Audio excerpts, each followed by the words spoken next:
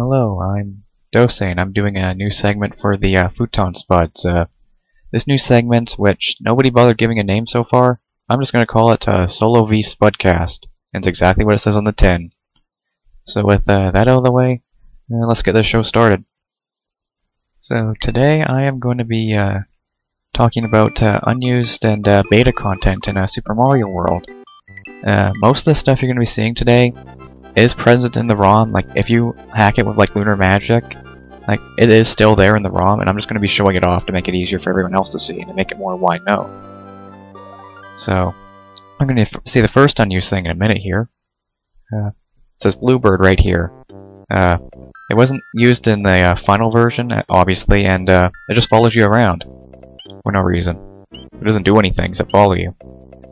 There's a theory of a purpose that it might have had, but we'll get into that later. So, right here I just modified Yoshi's house to take me to these unused levels. So the first one we're going to go to is one I'm sure everybody knows, the test level. Yeah. There's not really much here, it's just the word test spelled out in blocks. There's a little one up there. There's a little arrow pointing in the pit you can go and kill yourself in. But, kind of an interesting thing is that there are about 512 rooms or levels in the game, and more than 100 of them are test levels. So yeah, this is mostly just a filler thing for space. Yeah, you can't get out of here. You have to die. So this next level is actually kind of interesting. People theorize that it was the first level ever made for this game, because in memory it becomes before the test, it comes before the test level in memory. And it also has this unused sprite, this little platform that Mario's riding on right now. It doesn't appear anywhere else in the game, and all it does is just move right to the right. And yeah, that's it. This overall kind of level structure kind of reminds me of Mario 3 in a way. It kind of reminds me of those, like the auto-scrolling levels, like World 1-4 as an example.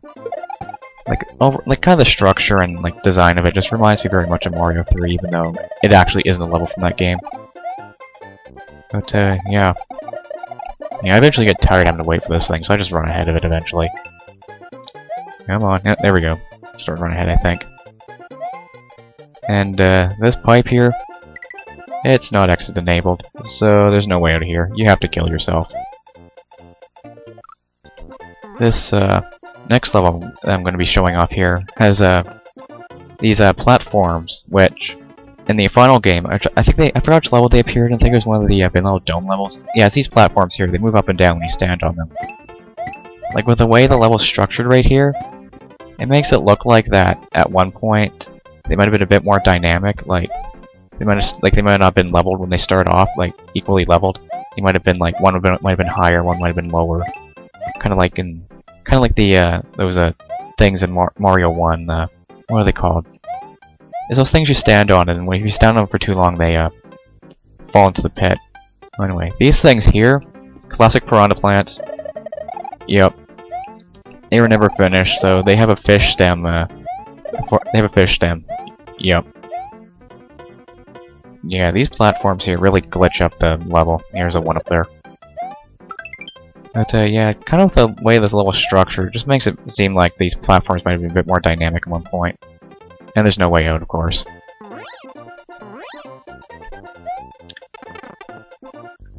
This here is a this level wasn't meant to be in the game. This level is a kind of it's a boss warp room. So that door there I just passed with a B above it would have taken me to Bowser, and all these other doors would take me to other bosses in the game, like the Koopalings and Reznor. I don't know where all the rooms take you. I know one of the B takes you to Bowser, of course, like I said, and I think the two after that take you to, I think, Morton and Roy, I think it was. Yeah, here's Lemmy here. The last one takes you to Lemmy, but I don't know where the other ones take you. I haven't tested that yet. But another interesting thing about these bosses is that the rooms that these doors take you to, they aren't the same. It's not the same room that you're taken to in the game. Like, it's basically just a clone of the room. I mean, the game basically keeps 2 levels of the same room in the game, which is kind of weird. This level here really isn't anything interesting. It's just a test room that it's basically just a test room to test out the Sparkies and the hotheads. Nothing really special here, aside from the fact that they just keep moving forever. You can spin jump on them. And like with other levels, there's no way out here, so you have to die.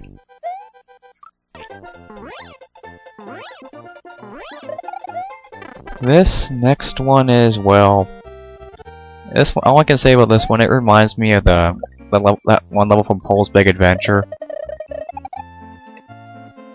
Keep going, Mario. Don't worry, we're gonna hit something exciting eventually. Or not. Yeah, that's the whole level. It's kind of weird that, like, it's using the swimming music here, and even though it's using the outside ghost house graphics, which is kind of weird. Yeah, you're stuck here forever.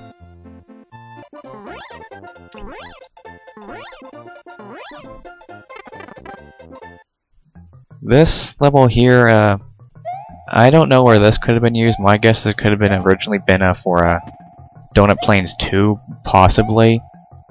But it's kind of like, it's pretty glitchy. Like the layer 2ing doesn't work well at all here. Like, you're probably noticing that I'm standing on this and it's not syncing at all. Okay, now it's syncing. That just went back up. Right here, I'm trying to make sure that this thing here doesn't sync, like I just did right there, because for some reason, we're gonna get to it in a second here.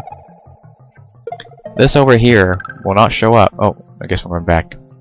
Yeah, this thing here won't show up. Yeah, if I just if I didn't do that crazy jump earlier, like that thing wouldn't show up. And that pipe, even though it's exit enabled, it leads to nowhere. So yeah, you're stuck. This level is actually, it's in the game, but it's basically just a glitched out version of Donut Plains 1. It's pretty much the exact same except for the glitched up graphics, but probably an interesting thing about it is that there's actually an overworld name for this level. Morton Plains 1, I think it's called.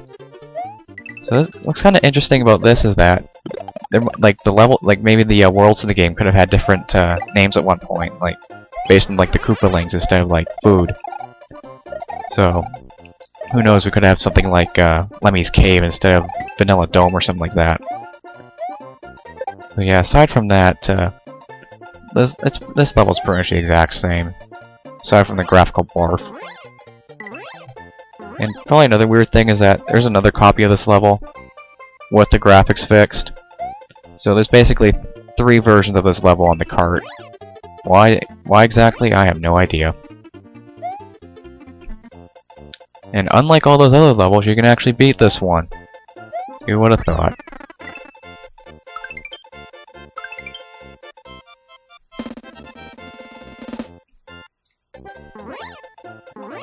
So this next level is...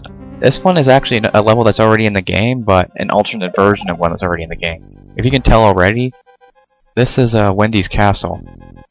But this is a much earlier version of it. Which, you're gonna see a few differences right here, like, there's supposed to be a saw blade right here, which didn't come for me because it wasn't placed properly. There are no puttaboos here yet, and there are these turn blocks instead. And I might be wrong, but I think some of the grinder placements here are slightly different, but I might be wrong on that. And coming up in a little bit, we're gonna see probably a bit of a bigger change, and that is there are 4 grinders here, and the block placement is much different. And you can kind of see why they changed it, because it's a bit harder to maneuver through this area. And this last part has have many more spike pillars. Like in the final version of the game, there's maybe like 2 or 3, but there's a lot more now in the older version. And this part of the level ends at a dead end, so you can't beat it.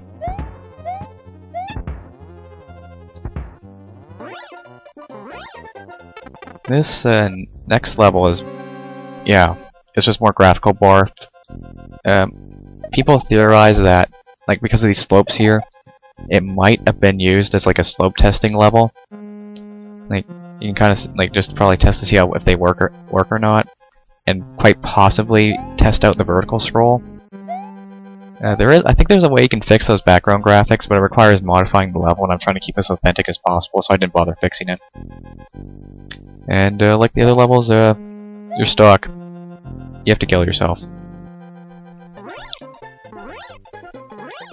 This last level here really isn't anything interesting. It's just a pipe against a wall. The pipe, even though it's exit enabled, it leads to nowhere. And yeah, that's solid there, so you can't go through it. There's just nothing but dark blue there. So yeah, there's no way out of here. You're stuck forever. So in a bit here, after I'm done fooling around, we're going to take a look at some unused objects in the game, which are down this yellow pipe right here. This stuff is basically stuff I placed in the ROM. Like this level design is brand new, so it's just to show it off. So right here we have these blocks which kind of push Mario away, kind of like the ones in Mario 3. Although their kind of graphics are a bit glitched, so they show a yellow P-switch. And right here, this is a gold mushroom which gives you a 1-up, and a red coin which gives you 5 coins instead of 1. Now this door here, Big Mario can't enter it. Not at all. And this block here, it has a shell in it, which apparently was never used in the game, oddly. You'd think something like that would be used, but it's not. But yeah, small Mario can go through that door no problem. Now these purple blocks, they act like coins, which is very, very weird. It's kind of obvious to see why they removed them. Now, this here is basically a modified version of a Vanilla Dome 1, showing off the unused swooper sprite, which basically creates all these purple swoopers from the ceiling that constantly fly down to try and hit you. As you can kind of tell, the graphics are never finished on it, so it's very glitchy looking, and you can't kill these swoopers, so if you try and jump on them, they'll just harm you instead. So coming up here is probably one of my favorite beta elements, this translucent effect, which was sadly unused. Like, I think it looks really neat, this translucent effect. I'm kind of sad it was unused. I've seen a couple of hacks use it, and it looks pretty neat.